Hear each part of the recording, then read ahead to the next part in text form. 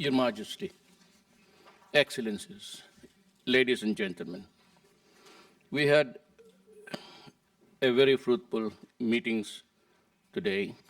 I look forward to translating the decisions we have made into concrete actions and benefits responsive and relevant to the needs of our peoples in ASEAN.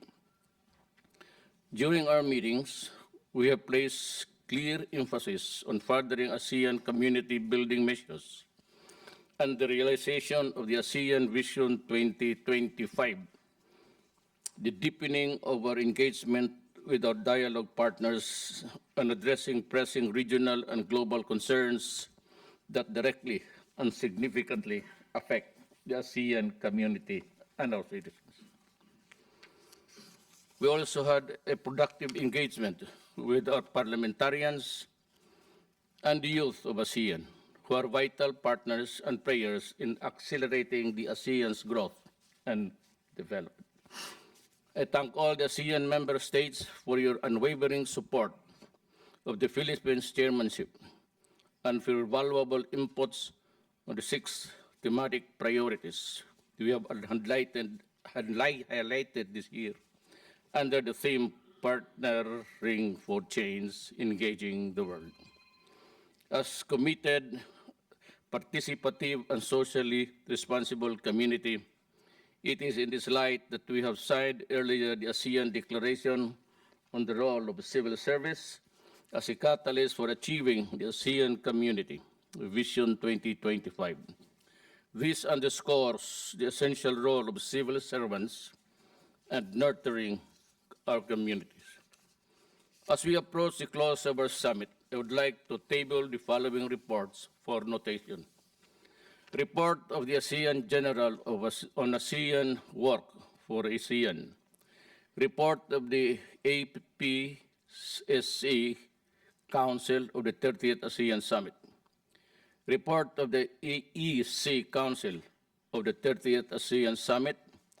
Report of the ASCC Council on the 30th ASEAN Summit. Report on the Executive Director of the ASEAN Foundation. Streamlining ASEAN meetings, proposed new format of ASEAN +1 summits and post-ministerial conferences, and the assessment of the back-to-back 28th and 29th ASEAN Summit. They also noted, with your utmost cooperation and support, I look forward to the conclusion of the ASEAN Instrument on Migrant Workers in time for the 31st ASEAN Summit in November. Thank you.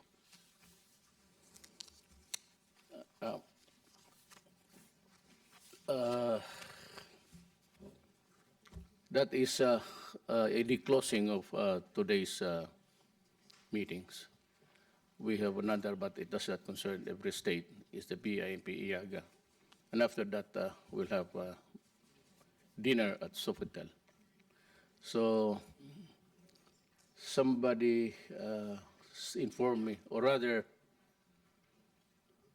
I said some head of state who went ahead or wished to be excused now because he's going home.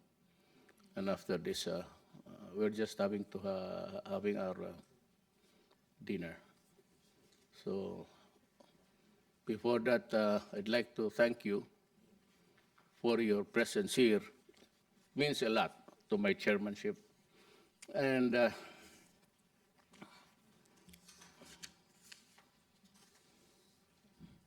ASEAN is now at the forefront of development and plays a vital role in our region and the global arena. We must sustain the important role of ASEAN to maintain our relevance. Thank you for all of your presence. Yeah, but, there's one thing I'd like to say. This is a very dynamic and changing world. It is a troubled world. We have to address ourselves to the world and make it known that we exist, that their decisions also affects us, and it's very important to us to know what's ahead for us. There's trouble in the Middle East. It is a flashpoint, and we have it in the Korean Peninsula. I do not think that we'll have trouble with the conduct of the sea. China would be very willing to just also maybe concede more than what we are asking. Anyway, it's just the free passage and the safety of our maritime industry. So as it will not double the fares and maybe also the insurance, if there is a conflict there that would arise, that would need a lot of attention for the reason that there are also nuclear armaments inside the China Sea and even near the Indian Ocean. That said, we would like to address again to the United States to concede a little bit of patience for what ails this world today. And he also plead that a dialogue should start immediately under the maybe good offices of China so that we can talk about how to end the impasse there. It's a very dangerous thing. As you have said, they have a dangerous toy. And the imponderables of life is always there. We can never really say what will happen next. But as of now, it is not as yet powerful enough. But if we continue to be innovative in our programs and in our actuations before the world, not only economically but politically, I'm sure that they would have also to engage us before anything, or before doing anything that's really, to me, foolish. So with that, I would like to thank you again, and I hope to see you in November. I hope November will come, unless, of course, something terrible happens. Then maybe if I can just wave on a clear day, I can see your shores and just bye-bye. And but really, we have reached a very, there's already a thin line waiting to happen, to break. It behooves upon China, really. The appeal should be to China. I do not think that America, with all its power and might and nuclear armaments and weaponry, could ever convince North Korea to slow down. At this time of our lives, it is China who holds the ace, the card of ace. And China should not tarry, should not waste time to maybe go directly to the North Korean territory and say that this is enough. It's not time to expose the world to the Holocaust. Because if all the, I said we do not really know what will happen. The ideological border is so murky. But once you let loose the monster, I said, you never know what Russia, Britain, France, China, one miscalculation, one wayward missile could start it all. And I said, it's not, America is not the problem really at this moment. I'm sure that they have to think 1,000 times. Trump maybe should also be thinking about it, as worried as we are. But again, I would say that China has to do the bigger role to maintain peace in this world. With that statement and with that stressful fear, I would like to thank you again. The next time is dinner. We may not have the space and the time to be talking again. I hope to put into some narratives here that we can immediately do. And what is very important is for us really to stick as one. Just like the EU. The EU before was, well, just like any other individual states. But when they decided to be one, of course, there's always a drawback, and it is beginning to disintegrate. But for a time, they were really wielding the economic power of the world. And us in Asia, as always, we are thought to be, some of them are really treating us like vassals still.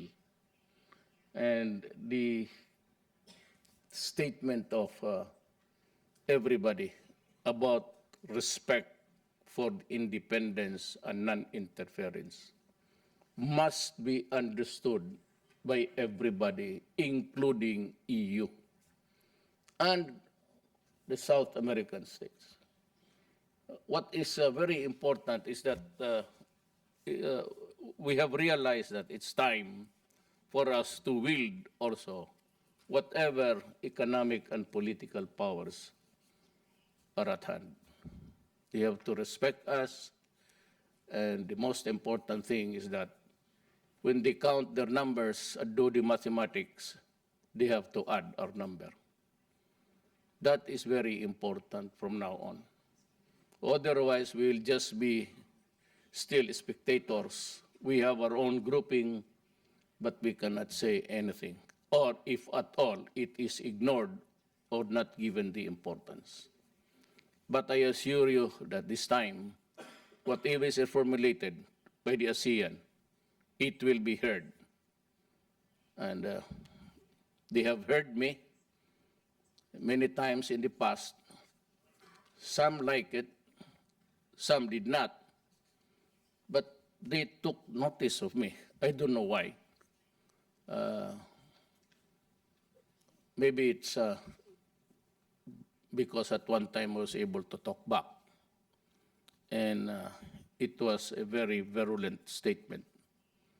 And because they were asking for it. That's what it is. The kind of, there is a certain paradigm of some EU and in the State Department of America. And they want their values imposed on us. They just can't realize that religions play a vital role in our values. And this is not really, this is lacking of faith in God, I suppose, because even the churches there are, especially in America. What our religious values count a lot in our culture and in our governance. That should be hammered in the Western world, that imperialism has long gone. And you treat us the way that we wanted to be treated. Do not treat us the way you want to treat us. We want you to treat us the way, the standard that we want. And that is really equality. And do not forget us, whatever your decisions are.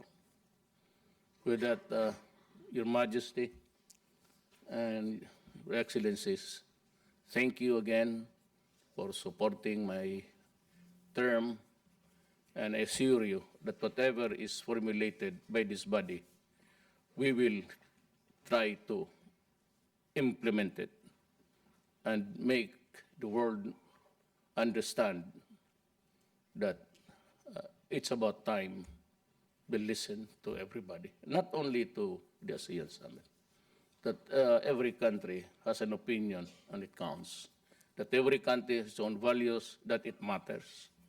every country has its own rules, and it should be followed. And mostly that we are not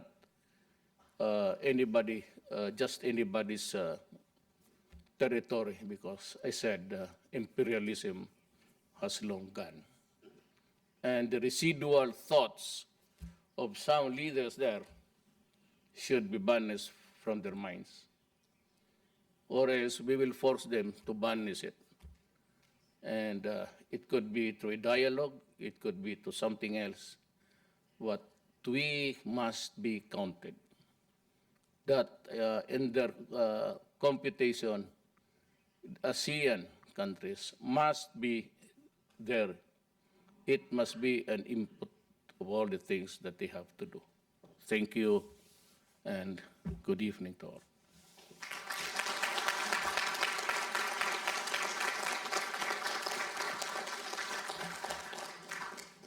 Protocol, what's next?